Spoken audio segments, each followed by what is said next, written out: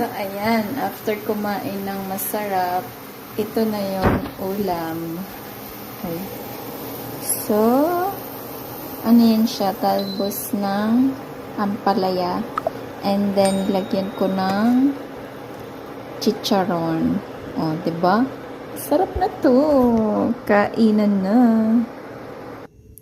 Ayan na. Sarap. Plus kanin. Sarap pala to. Ito lang yung ano.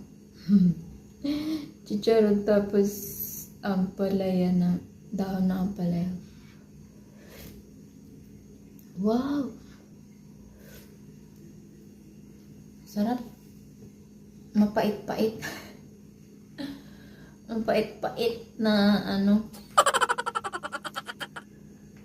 Pero okay na rin. Gamot. Ang pait.